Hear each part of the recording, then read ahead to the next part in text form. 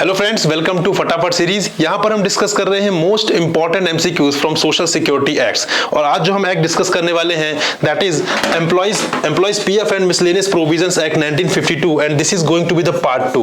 ठीक है, तो जिन्होंने भी पार्ट 1 रेफर नहीं किया है इस एक्ट का गाइज, वो एक्ट आप जाकर रेफर करिए, क्योंकि हमने बहुत इंपॉर्टेंट एमसीक्यूज डिस्कस किए हुए हैं और हम आज भी डिस्कस करने वाले हैं। तो सारे ही सेशंस आपके लिए बहुत ज्यादा इंपॉर्टेंट है, राइट? चलिए, so let's discuss first the homework question from the employees state insurance act 1948 जो हमने लास्ट सेशन में डिस्कस किया था। So the question is, member of the corporation may resign by giving notice in writing to which of the following authority under the provisions of employees state insurance act. Right, तो अगर जो भी ESIC की that is corporation के जो members हैं, अगर उन्हें रिजाइन करना होगा तो वो नोटिस किसे देंगे, रेजिग्नेशन किसे देंगे? So this is the question. Your options are state government, central government, director general of the corporation और the chairman of the corporation. The right answer is option number B, that is central government. ठीक है, तो यहाँ पे notice central government को देना पड़ेगा। So resignation of membership. So a member of the corporation, the standing committee or the medical benefit council may resign his office by notice in writing to the central government and his seat shall fall vacant on the acceptance of the resignation by that government. Right? So now question number first of today's session. Employees Provident Fund and Miscellaneous Provisions Act 1952 is not applicable to which of the following establishment? Your options are to any establishment registered under Cooperative Societies Act 1912 employing less than 20 persons and without the aid of power, to any establishment registered under Cooperative Societies Act employing more than 50 persons and without the aid of power, to any establishment registered under the Cooperative Societies Act employing less than 30 persons and without the aid of power, and to any establishment registered under the Cooperative Societies Act 1912 employing less than 50% and without the aid of power. Friends, इस तरीके से question frame किए जाते हैं, बहुत ही close option होते हैं। अगर आपने एक भी चीज मिस कर दी तो फिर वो आप सही मार्क नहीं कर पाएंगे, right? So the right answer is option number D, that is to any establishment registered under cooperative societies act 1912 employing less than 50 persons and without the aid of power। ठीक है, जहां पर 50 से कम पर्सन्स एम्प्लॉयड है और जो कि without the aid of power, जहां पे पावर की जो सप्लाई है वो नहीं है, राइट? तो अगर ऐसा कोई एस्टैब्लिशमेंट है तो वहां पर ये वाला जो एक्ट है वो एप्लीकेबल नहीं होगा, राइट फ्रेंड्स? चलिए, so question number here you can read the explanation as well which is confirming the same, right? तो यहाँ पर वही चीज बताई जा रही है कि लेस देन 50 पर्सन्स होने चाहिए and without the aid of power वहां पे फंक्शनिंग हो रही हो। तो अगर ऐसा कोई एस्टैब्लिशमेंट है तो उस केस में ये वाला एक्ट एप्लीकेबल नहीं होगा, right?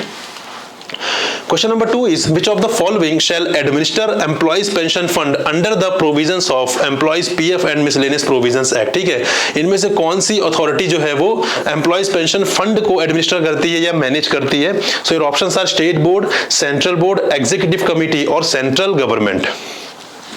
So the right answer is option number B, that is central board. Central board वो अथॉरिटी है जो पेंशन फंड को मैनेज करती है या एडमिनिस्टर करती है, राइट?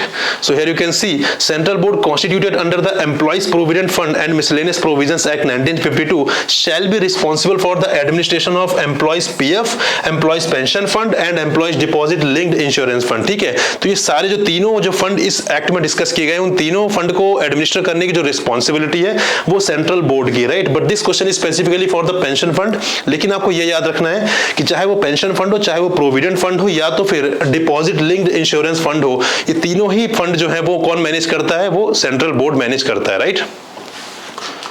चलिए, question number 3, which of the following may amend the employees provident fund scheme as per the provisions of employees PF and miscellaneous provisions act 1952। ठीक है, तो इस एक्ट के अंदर एक स्कीम आती है that is employees provident fund scheme.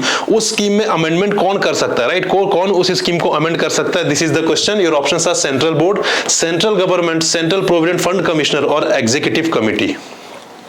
Guys, यहाँ पे एक्ट के अमेंडमेंट की बात नहीं हो रही, यहाँ पे स्कीम के अमेंडमेंट की बात हो रही है, right? So the right answer is option number B, that is central government. चाहे वो स्कीम हो चाहे वो एक्ट हो, जब भी कुछ अमेंडमेंट होगा तो वो सेंट्रल गवर्नमेंट ही करेगी, right? So here you can see central government may amend the provident fund scheme, family pension and insurance scheme as per the provisions of employees PF and miscellaneous provisions act 1952।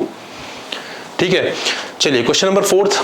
So as per the Employees Provident Fund and Miscellaneous Provisions Act 1952, who of the following shall be the Chief Executive Officer of the Central Board? ठीक है, तो central board जो इस act के अंतर्गत establish की जाती है, उसका यहाँ पे चीफ एग्जीक्यूटिव ऑफिसर कौन होगा? Your option are financial advisor, chief accounts officer, person appointed by the central government और central provident fund commissioner. So right answer is option number D, that is central provident fund commissioner जो है वही होंगे यहाँ पे chief executive officer of the central board. Right guys, ये बहुत important चीज है गाइज, बहुत इंपॉर्टेंट प्रोविजन हम डिस्कस कर रहे हैं. ये सारे प्रोविजन आपको रटे हुए होने चाहिए क्योंकि एग्जामिनेशन में यही से क्वेश्चन फ्रेम किए जाते हैं. राइट, यहाँ पे सेक्शंस वगैरह इंपॉर्टेंट नहीं है, कोई पेनल्टीज इंपॉर्टेंट नहीं है, इंपॉर्टेंट यही सारे प्रोविजन हैं जो आपको बहुत अच्छे तरीके से कवर करने हैं. So if I talk about the provisions, so central government shall appoint a central provident fund commissioner who shall be the chief executive officer of the central board and shall be subject to the general control and superintendence of that board. Right?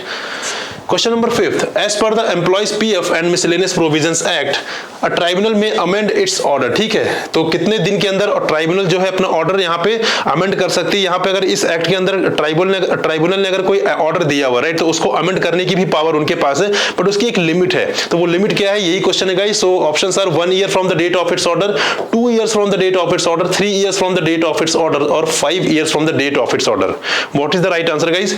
The right answer is option number D, that is 5 years from the date of its orders.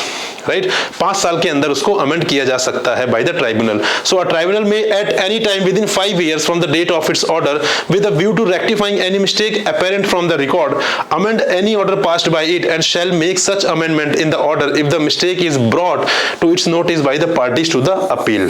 Right, so within 5 years from the date of its original order, ठीक है, जो भी था तब से लेके 5 साल तक ओरिजिनल ऑर्डर को मॉडिफाई या अमेंड किया जा सकता है बाय द ट्राइब्यूनल.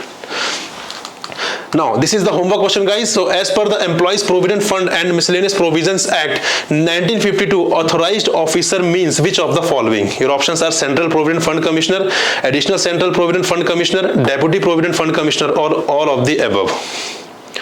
So इनमें से किसे माना जाएगा authorized officer guys? So right answer is option number, What is the right answer? That you have to tell in the comment box. ठीक है, क्योंकि ये होमवर्क क्वेश्चन है और आपको इसका आंसर कमेंट बॉक्स में बताना है गाइज. उसका जो भी राइट आंसर होगा that we will discuss in the next session. So this is all for this session guys. और यहाँ पे हमने अलग अलग कोर्सेज लॉन्च किए फॉर बोथ एपीएफसी और ईओ एंड एओ एग्जामिनेशन के regarding. That is master pack, test series plus and test series. इनके जो भी फीचर्स हैं गाइज वो आप यहाँ पे देख सकते हैं by referring the link given in the description box below.